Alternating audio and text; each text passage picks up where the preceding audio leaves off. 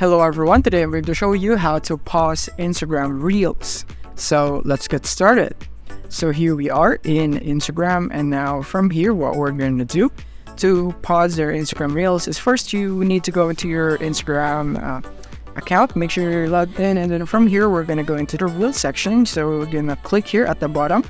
Right here, this is our Reel icon. You want to click on it.